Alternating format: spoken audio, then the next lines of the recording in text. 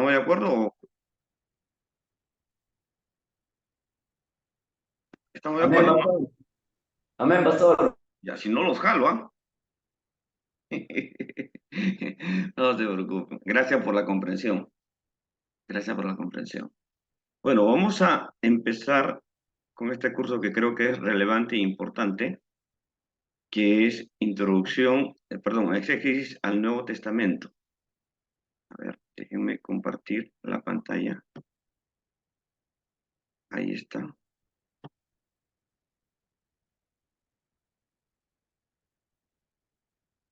Listo. Pero empecemos orando. Señor amado, te damos gracias nuevamente porque nos permites estudiar tu palabra a fin de cumplir tu voluntad, de ser un obrero que traza y usa bien tu palabra, que no se desvía ni a derecha ni a izquierda. Pedimos, Señor, que nos dé sabiduría y entendimiento para que el conocimiento adquirido, Señor, pueda ser volcado, sea aplicado, Señor, en el trabajo que usted nos ha encomendado. Señor, rogamos por sabiduría y entendimiento, que nuestra capacidad de aprendizaje pueda ensancharse, no con las finalidades de satisfacer un ego personal, sino para poder, Señor, enseñar a nuestros hermanos en la fe, a enseñar a aquellas personas, Señor, que necesitan de tu palabra. En el nombre de Jesús. Amén. Amén. Amén. Entonces, a ver, por, por una cuestión protocolar, a ver, no sé si todos son los mismos alumnos, aunque me parece que hay algunos que, que no han estado en la clase anterior. Por ejemplo, mi hermano Antonio Quilca. Hermano Antonio, Pastor, buenas noches, profesor. Lo que pasa es que estaba delicado de salud y muy aparte que tenía mucho trabajo. correcto, no se preocupe, bienvenido mi hermano Antonio Y al yo grupo pues, de estudio.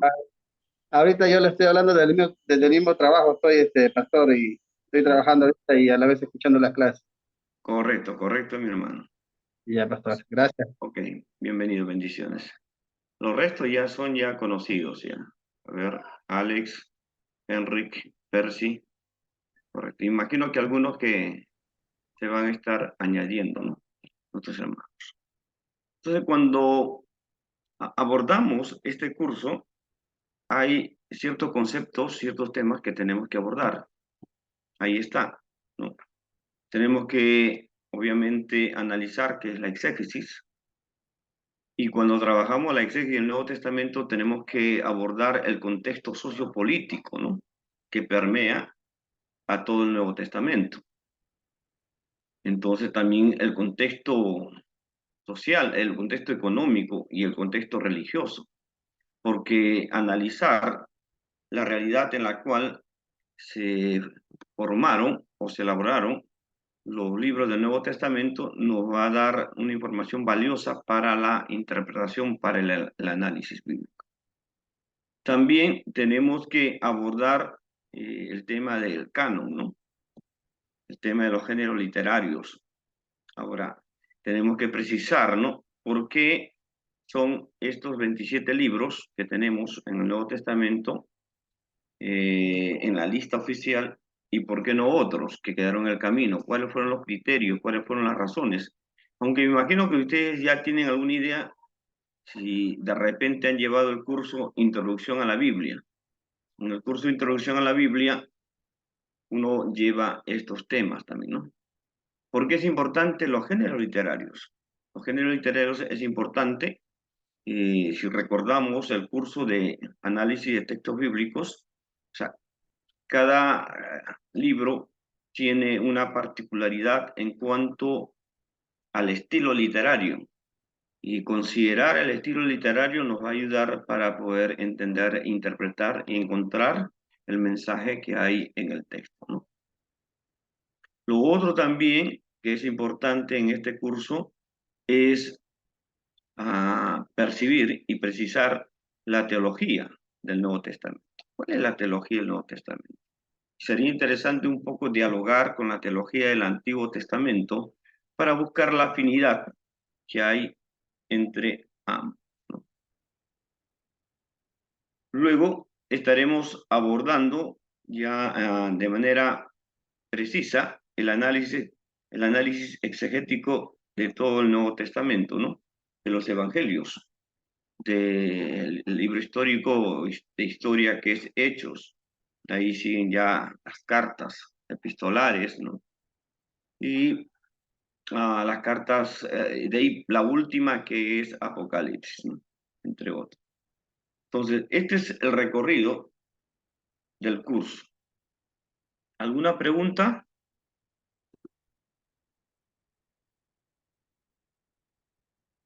¿Alguna pregunta? Pregunten, por favor. Otro detalle importante también es precisar cuál es la conexión entre el Antiguo y Nuevo Testamento. ¿Cómo conectamos? Porque tenemos que también precisar en la línea histórica desde dónde empieza realmente el Nuevo Testamento y cuál es, a ver, la bisagra o la unión que hay entre el Antiguo y Nuevo Testamento. Para eso tenemos que precisar un poco la línea histórica. Aquí. A ver, hagamos un esfuerzo para recordar de manera sistemática en cuanto a temas teológicos. ¿Con qué empieza la Biblia? ¿Con qué tema? La creación. La creación. Después de la creación, ¿qué aparece?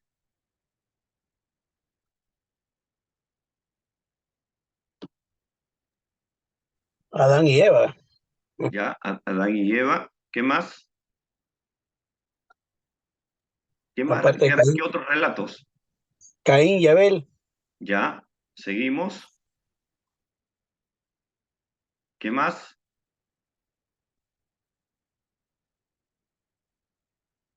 ¿Cuáles son los relatos que siguen? ¿Mm?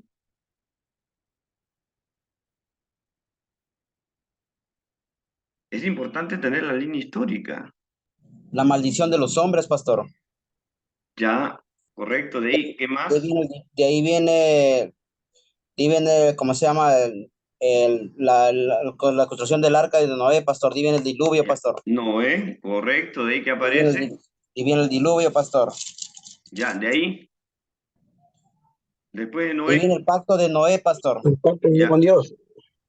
ya. ¿Qué más? Los descendientes del hijo de Noé. Ya, sigamos. Ya, englobemos todo con la historia de Noé, que tiene que ver con el diluvio, que tiene que El ver con su llamado de Abraham. descendencia. ¿Cómo? El llamado de Abraham. Ya empieza Abraham, entra en el escenario. De Abraham, ¿qué sigue? Abraham liberta a Lot.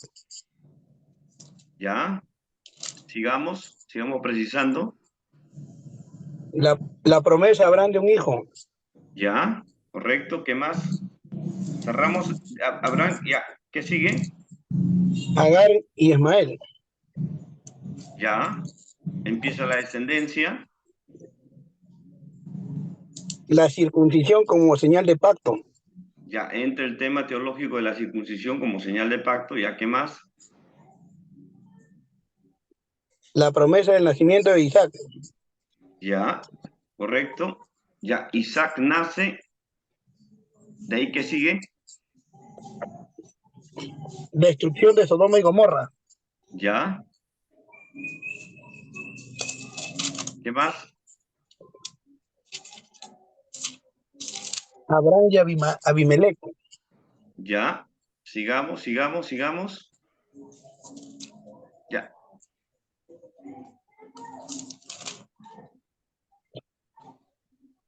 De la línea de Abraham viene Isaac. De Isaac, ¿qué viene?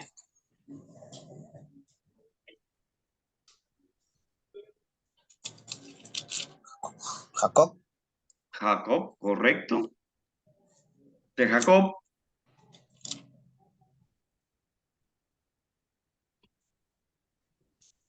Las 12 tribus. Las 12 tribus. ¿Ya? O los, ¿no? ¿Qué más? Aquí viene José. José, correcto, José. José. De José, ¿qué aparece en escena después?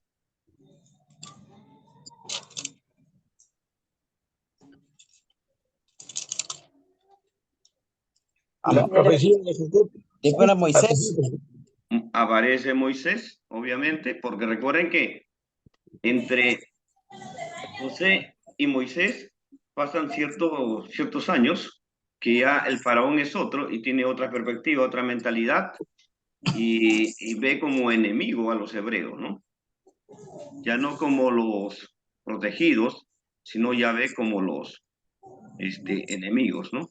Ya que por José tuvieron gracia con ellos, con los hebreos, y de ahí cambia la historia. Aparece Moisés. Con Moisés, ya ustedes saben, todo lo que implica la salida de Egipto, ¿no? Estar deambulando 40 años en el desierto, de ahí que sigue.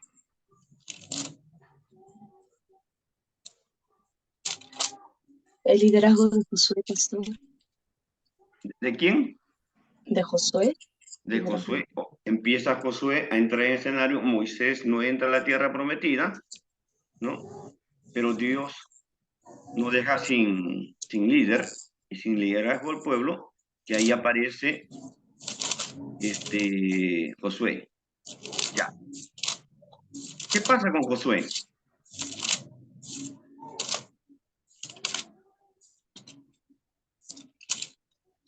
¿Qué pasa con Josué? ¿Cuál es la labor que realiza? De conducir a la tierra de Canaán, pastor. Claro. ¿No? Empieza De la repartición, ¿no? Cruzan el río Jordán, toman posesión de la promesa que Dios había hecho a Abraham, ¿no? Ya. Después de ese episodio de Josué, ya ubica a cada uno en su posesión. ¿Qué aparece? ¿Qué continúa? Según la línea histórica. ¿Y vienen los jueces, pastor? Correcto, vienen los jueces, ¿no? Todavía hay que notar que hay una teocracia, entonces vienen los jueces. Dios levanta jueces. Después de los jueces, viene ahí, el primero de los jueces viene Samuel. ya aparece Samuel, aunque es el último juez, diríamos, sí. el último profeta. De ahí que aparece Saúl. Ya, ¿cómo se llama ese periodo que se inicia? La monarquía. Empieza la monarquía. El pueblo es gobernado por un rey. Antes de Saúl, el pueblo era gobernado mediante el modelo teocrático, es Dios hablando a través de los profetas, ¿no? Manifestándose. Pero ahí ya se altera la teocracia y empieza la monarquía. Es el rey, ¿no?, quien decide la vida de las personas. Obviamente tiene que ser legitimado por la voluntad de Dios, ¿no? Es Samuel quien unge a Saúl como el primer rey. De ahí, ¿qué pasa? ¿Quién es el segundo rey que aparece en escena? David. David, correcto. Después Salomón. de David. Salomón. Después de David, ¿quién es? Salomón. Ya, correcto. Y después. El reino se divide en dos, norte y sur. Ese es un buen dato. Eso hay que tener un buen dato, ¿no? Un buen dato. Se divide el reino. A ver. ¿En cuánto se divide el reino? ¿En cuántas partes? Dos, norte y sur. Norte-sur. ¿Cómo se denomina al sur? Judá, pastor. Correcto. ¿Y el norte? Israel. ¿Cómo? Israel. El norte es llamado Israel, Samaria. Ajá. Amén. Entonces, hay dos vertientes, ¿no? Hay dos Ajá. vertientes. Luego, ¿qué pasa con estos dos reinados? ¿Sí? ¿Continúan vigentes todo el tiempo o hay algún suceso? El exilio del norte a Siria. Ya, correcto. En el año 721 aproximadamente, ya, si bien ya están bueno, lo que he mencionado, ya, pero ¿qué es lo que pasa con Samaria?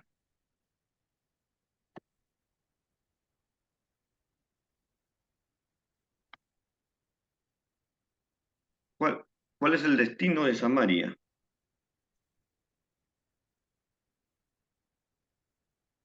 ¿Mm? O sea, es destruido, ¿no? Es destruido.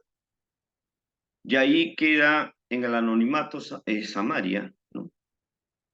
Y sigue en la línea histórica solamente Judá, hasta en el siglo VI cuando es tomado por Nabucodonosor. Después ya empieza con Darío, empieza la liberación, nuevamente el retorno a Jerusalén para la reconstrucción. De ahí, en el año 321, aparece Alejandro el Grande, que empieza a tomar posesión de ese vasto territorio en el Medio Oriente, y ahí donde empieza una nueva era, que es el helenismo, ¿no? La cultura griega empieza a predominar desde esa época, ¿no? Se reparten tanto como a Alejandro el Grande con sus lugartenientes, empiezan a hacer la repartición de todo este terreno. Alejandro el Grande muere un año más tarde, no muchos, y empieza la lucha interna nuevamente para la repartición. Entonces, en esas circunstancias aparece en escena en Jerusalén Antíoco Epifanes, que tiene el control de Jerusalén y empieza a profanar el templo, y ahí surgen como una resistencia los macabeos, y ahí empieza una guerra, ¿no? Por tratar de preservar lo que es la santidad del templo. Entonces, es bueno conocer la línea histórica. De ahí aparece ya Roma con Pompeyo, toma en el año 162 aproximadamente antes de Cristo, y ahí ya Roma entra en escena, ¿no? En escena. El cristianismo recibió del judaísmo su mayor contenido desde el punto de vista histórico. Jesús fue judío, como Pablo y todos los primeros cristianos. La doctrina, la práctica, la psicología y la experiencia del cristianismo del primer siglo era predominantemente judía, aunque avanzaba constantemente con una dirección al helenismo. Si bien mantenían su cultura, pero la influencia cultural, en este caso la cultura griega, fue devastador en el sentido de que ya no se hablaba tanto en el siglo I, tanto no se hablaba el hebreo, habían perdido. Ya hablaba la gente, las nuevas generaciones empezaban a hablar el griego koiné. Entonces, en una manera de poder preservar, ¿no?, el culto a Yahvé, de mantener viva su fe, en Antioquía, hacen la primera traducción del Antiguo Testamento al griego, que es la versión Septuaginta, ¿no? Por eso menciona que el helenismo también estaba influenciando. Por tanto, no se puede comenzar a estudiar el Nuevo Testamento sin tomar en consideración su fondo judaico, es lo que estamos haciendo, ¿no? Israel desde Abraham hasta Salomón, ¿no? La división del reino, ¿no? Israel y Judá, el cautiverio, o sea, el exilio, la historia política alrededor de Israel. Ahí están los 4 grandes imperios de aquel entonces: Babilonia, los medo-persas, Grecia y Roma. Ahí está el mapa político de Israel actual, ¿no? Que se mantiene dentro del contexto histórico, han retomado. Ahí está lo que ustedes han mencionado, ¿no? Abraham, Isaac, Jacob, José, el éxodo de Moisés, Josué, Samuel, Saúl, el primer rey, David, ¿no? Del año 1010 al 970, ¿no? Salomón sigue como descendencia.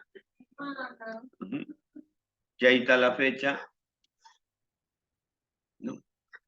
Roboán, capital de Jerusalén, y Benjamín del reino del sur, ¿no?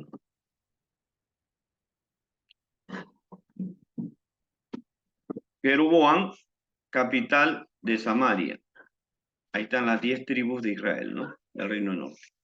La razón por la cual se divide el reino, ¿alguien me puede decir?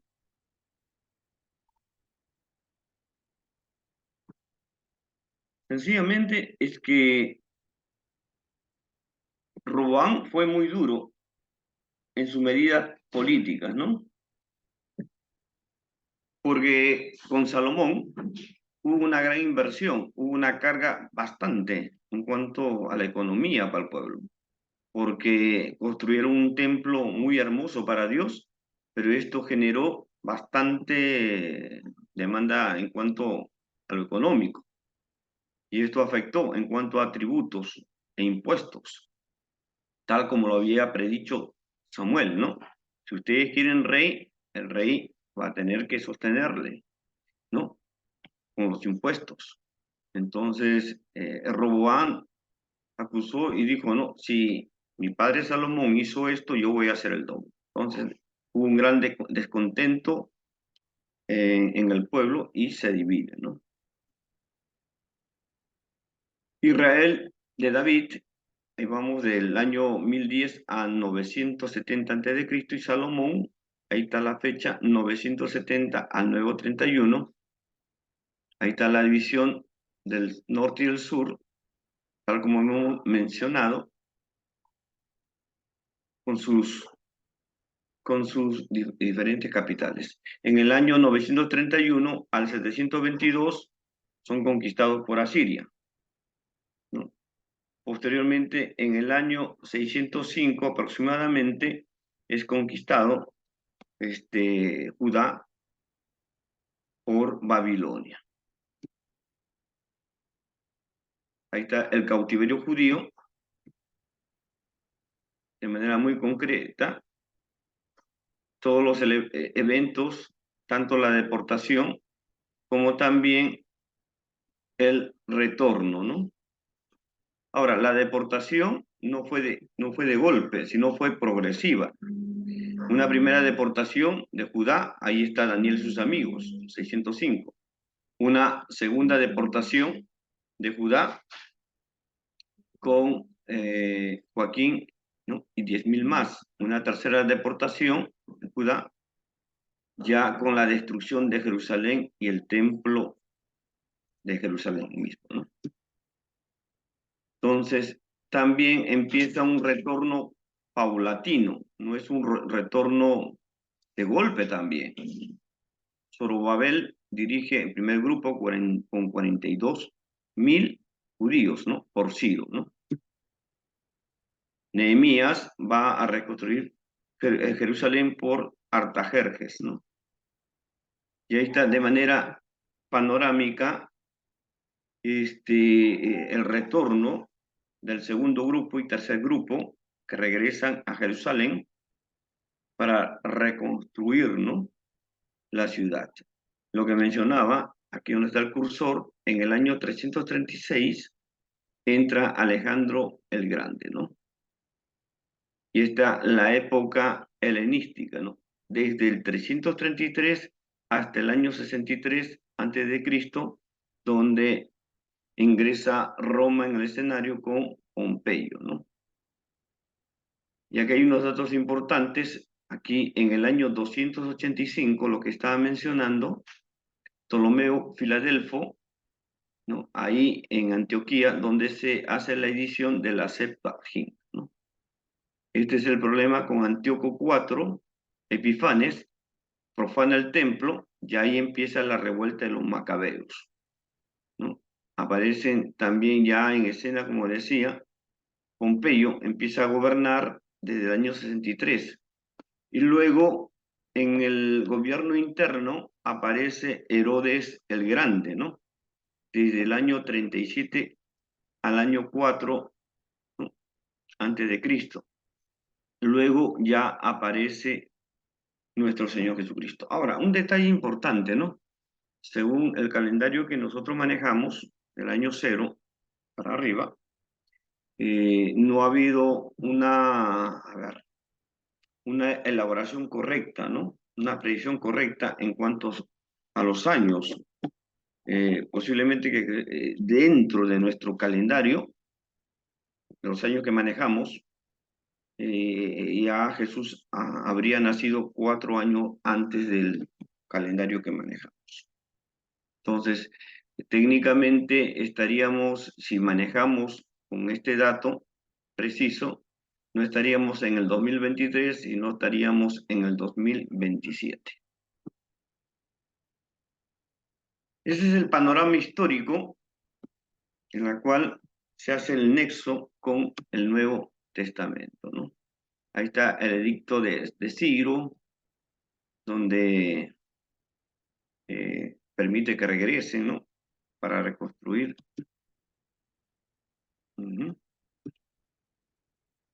En los 400 años antes de Jesucristo hay un silencio, ¿no? Donde no hay profecía, pero la mano de Dios siempre está trabajando activamente, ¿no?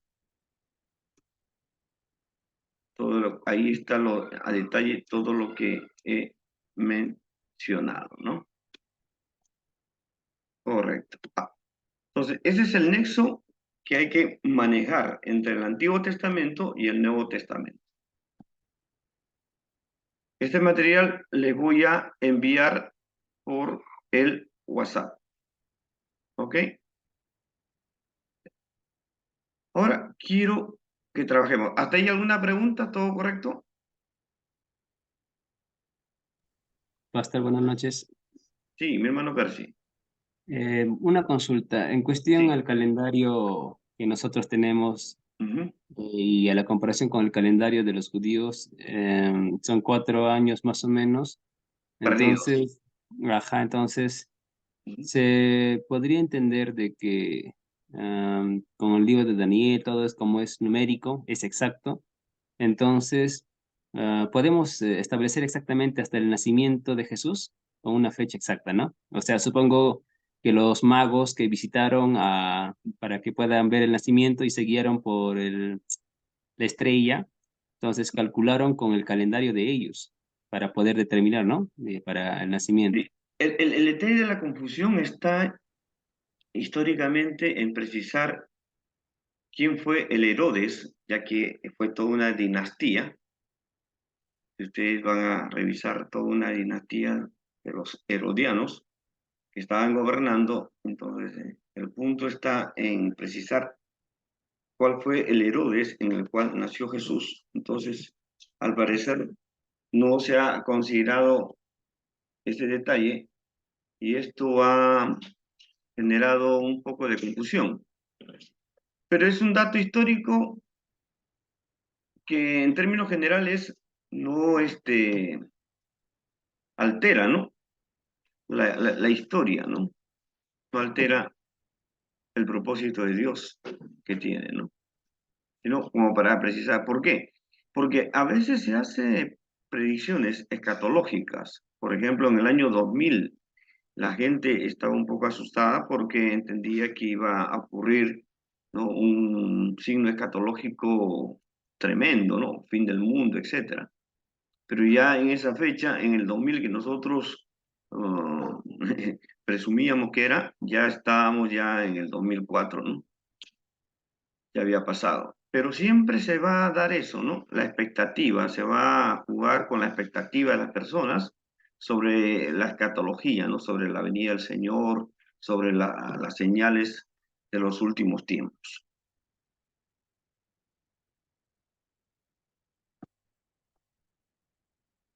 Correcto. Ahora, vamos a trabajar rápidamente otro concepto que es importante. A ver, aquí voy a...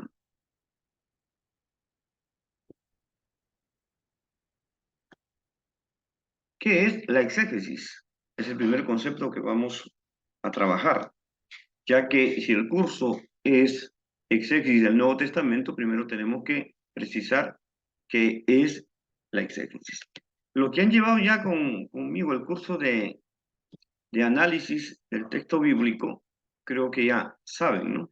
Saben este concepto. A ver, ¿quién me puede decir, me puede definir qué es la exégesis?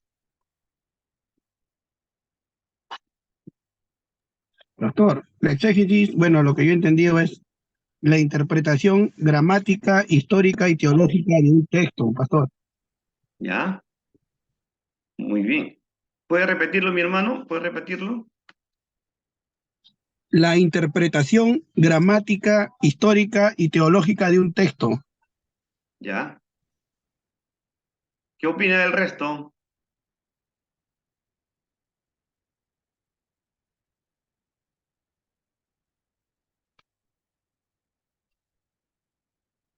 ¿Cuál sería la diferencia, mi hermano, entre exégesis y hermenéutica?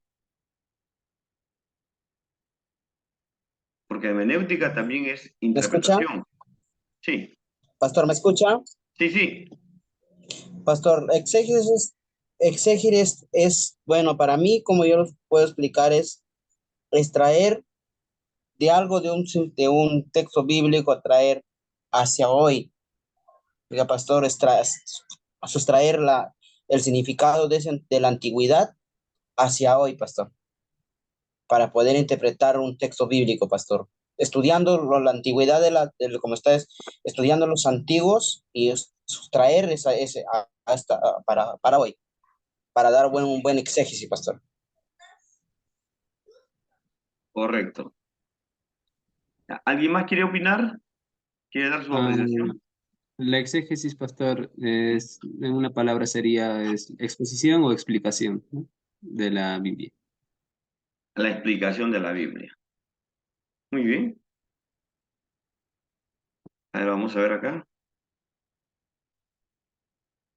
A ver, la exégesis viene del griego, ahí está el término, exégis, que significa explicar, correcto, pero literalmente significa extraer, sacar, llevar o conducir fuera. Y en parte comparto lo que mencionó, ¿no? Que la exégesis tiene que ver con la interpretación histórica, es cierto. O sea, uno tiene que sacar afuera, ¿no? ¿Cuál es el sentido? ¿Cuál es el mensaje que históricamente fue dado? Para después, ya en el esfuerzo hermenéutico, es decir, para actualizarlo, ya es la interpretación. Entonces, es sacar y extraer el texto bíblico, ¿no? El significado, el sentido. Y obviamente para hacer este trabajo se necesita de toda una metodología. No podemos sacar el texto, el significado del texto o el sentido del texto solamente con apreciaciones o suposiciones, sino es necesario de abordar ciertas metodologías que nos ayuden a encontrar el corazón del texto para poder explicarlo correctamente. ¿Está claro?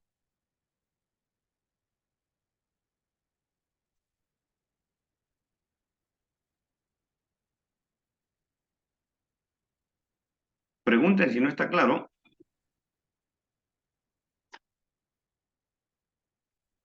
Entonces consiste en extraer el significado del texto. Pastor, o sea, consiste Sí, en extraer, o sea, un buen significado del texto ya habiendo ya buscado o indagado, haber investigado para poderle sacar una buena ujú, exégesis, ¿no? O una buena, ¿no? Mientras que la exégesis eh, ujú. era algo que o sea, también es sacar, pero a mi conveniencia, o a como yo, no haber investigado bien a mi conveniencia, ¿no? Eso creo que hace tiempo también creo que eh, eh, lo, lo, lo entendí así, ¿no? O sea, la exégesis era sacar o extraer, pero un texto, pero a mi conveniencia, creo que algo así, lo entendí hace tiempo. ¿Es así, pastor? A ver, hay dos cosas que está hablando mi hermana Nancy. La exégesis es extraer el significado del texto, el verdadero significado del texto, porque el texto tiene un solo significado, verdadero y auténtico. Pero cuando no se tienen las herramientas necesarias, uno hace decir al texto las cosas que no dicen, que no están en el texto. Eso se llama eisegesis, es decir, introducir mi pensamiento, introducir definiciones, lo cual el texto no dice, ¿no? Entonces, uno tiene que ser respetuoso, entonces, cuando uno va a hacer el análisis de un texto bíblico, en este caso de todo el Nuevo Testamento, tiene que ser responsable, tiene que ser cuidadoso para no alterar el verdadero significado del texto. Y para esto se necesita metodología, los cuales ya hemos enseñado, quienes estuvieron conmigo, en análisis de textos bíblicos. Entonces, según también el género literario, porque ese es importante, hemos hablado, uno va a aplicar un método literario correcto, ¿no? Correcto, ¿no?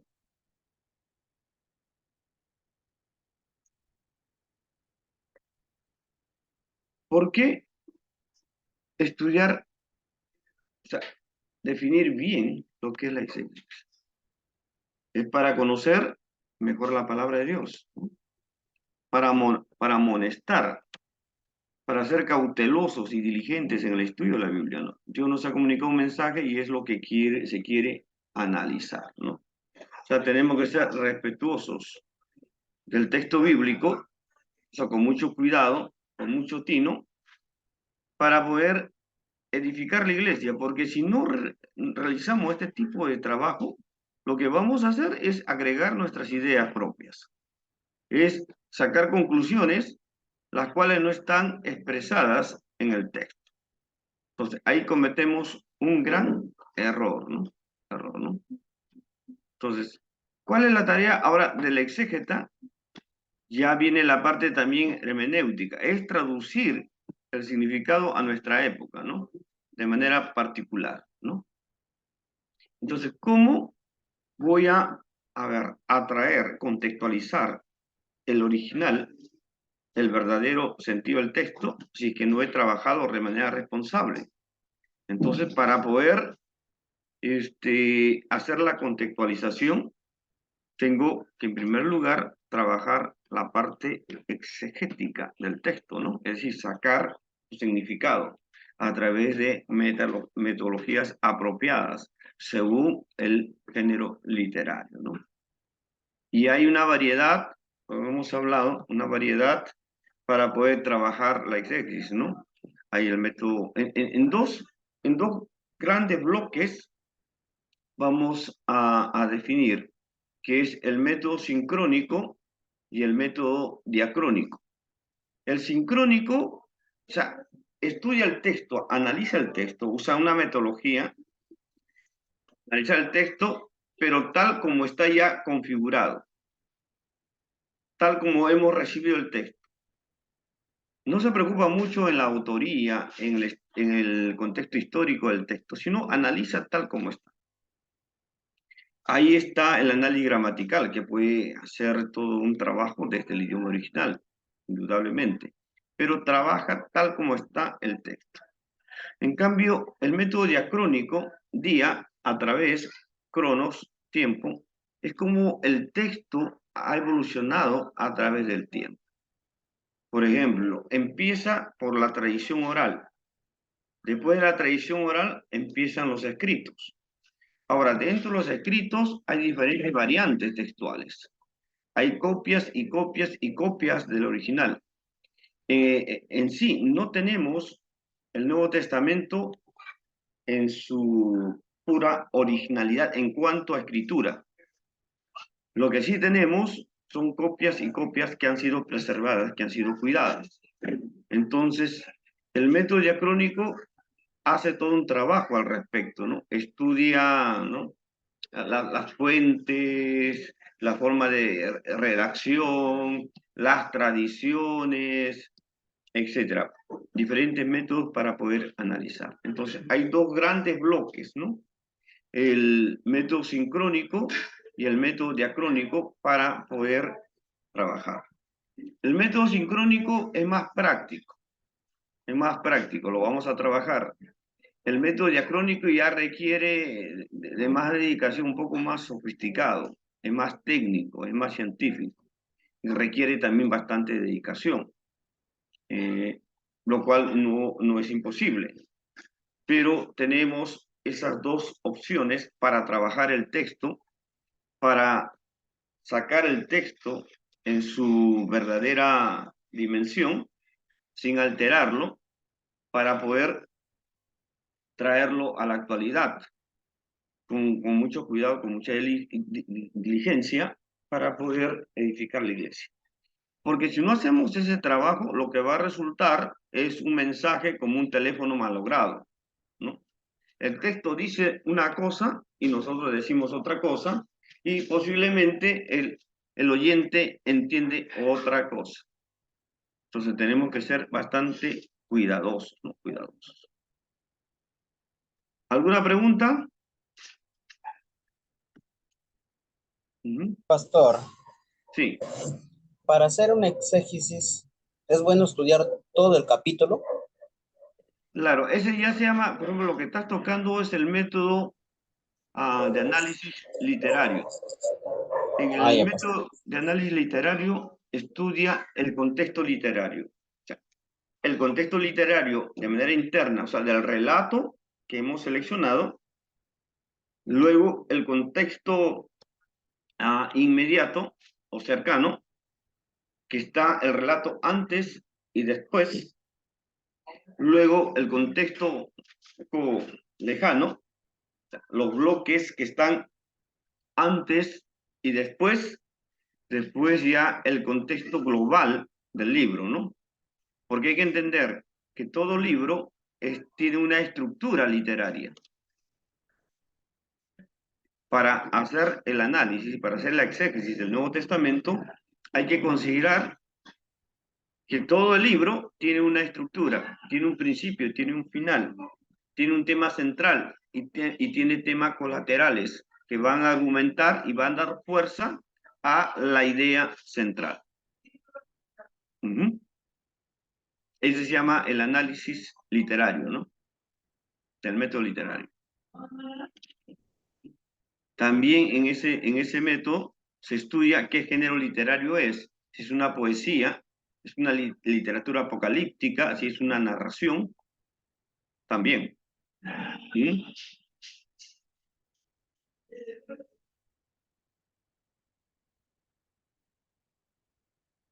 ¿Alguna pregunta?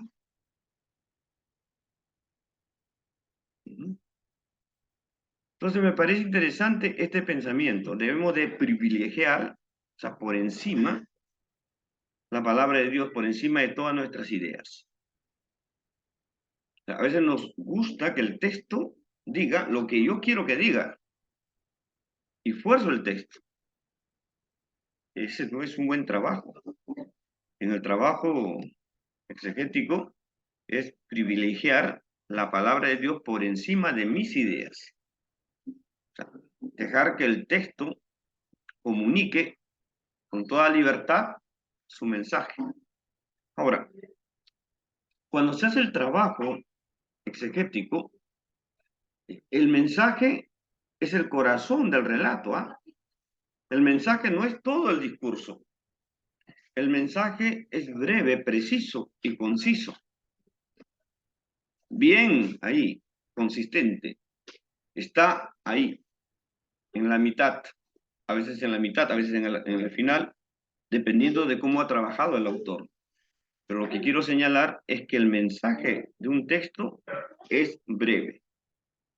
Lo demás son argumentos que se hacen para fundamentar, para persuadir al oyente la verdad que queremos transmitir y que queremos que el oyente pueda encarnar y pueda, ¿no?, aceptar. Pero el mensaje en sí es breve y preciso.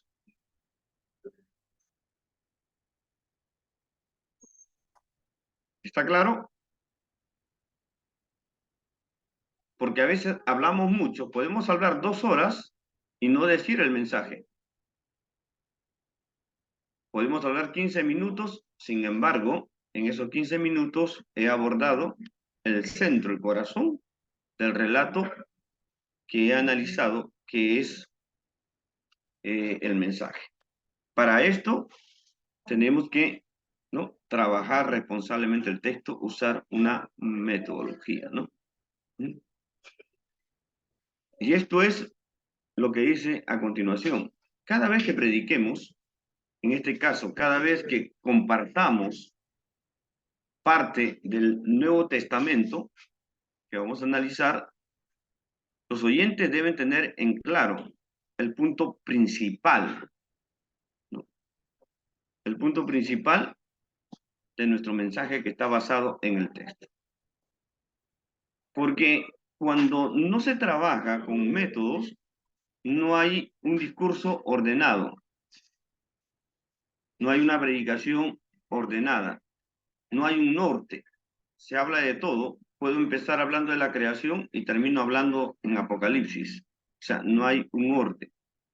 Pero cuando se trabaja de manera ordenada, usted sabe qué es lo que quiere comunicar. ¿Cuál es el punto principal de este mensaje, no?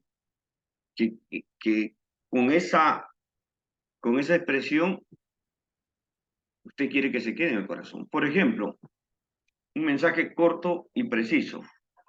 Sed santos como Dios es santo. Ese es el mensaje.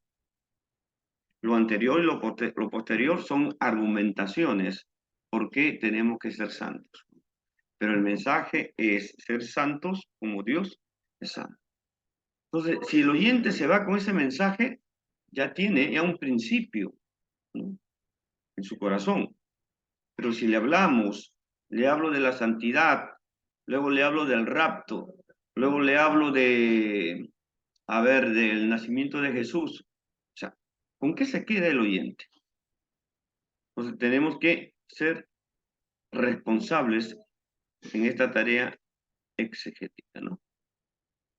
Ahora, esto tampoco nos debe llevar solamente a un ejercicio mental o intelectual. O sea, no es nuestra finalidad, no es, conozco las verdades del Nuevo Testamento, entonces ya estoy satisfecho intelectualmente. La idea no es esa, ¿no?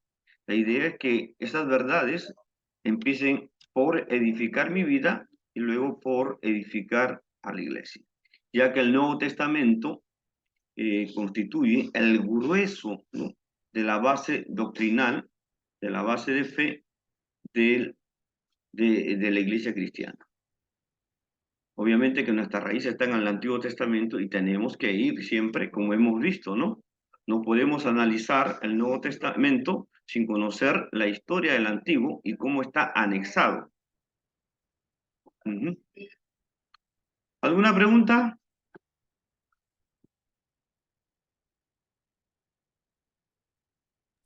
Pastor, Sí, nos va a mandar las PDF, esas PPT nos va a mandar para estudiarlo, porque yo entré tarde, Dios mío, ya. Sí, les voy a enviar, ¿ya? para poder leerlo y estudiarlo. Correcto. Les voy a enviar esas Gracias. dos informaciones el contexto histórico, como también el concepto de qué es la exégesis. Bueno, por hoy nos quedamos hasta aquí, como les dije. Yo pensé que no íbamos a tener clase hoy día, íbamos a empezar el lunes, pero hemos empezado. Yo ya habíamos programado en la iglesia hacer una pequeña reunión, un compartir, ¿no?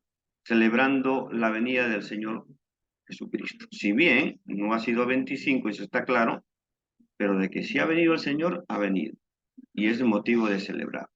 Y cada oportunidad que tengamos, celebremos al Señor. ¿Ok? Entonces, vamos a orar para terminar la clase de hoy. Y la hora que queda pendiente lo vamos a dosificar en las siguientes sesiones. Señor amado, te damos gracias en el nombre de Jesús. Gracias por este tiempo. Señor, ayúdanos, Señor, a podernos acercarnos a tu palabra con mucho respeto, con mucho cuidado, con mucha diligencia, a fin de encontrar las verdades que en ellas has puesto, Señor, para la edificación de nuestras vidas, para la salvación de este mundo. Danos sabiduría y entendimiento, Señor, para salir, Señor, aprobados no por una nota, sino por el aprendizaje que vamos a desarrollar, por estar aptos con recursos y herramientas para edificar tu iglesia. Gracias te damos en Cristo Jesús. Amén. Bueno, estimados alumnos, nos vemos el día lunes. Dios los bendiga. Nuevamente la disculpa del caso. No, pastor, Dios lo bendiga, bendiciones. Bendiciones. Bendiciones, pastor. Dios lo bendiga, pastor. Amén. Amén. Dios le bendiga, pastor. Bendiciones, hermanos. Hermano. Hermano, hasta luego.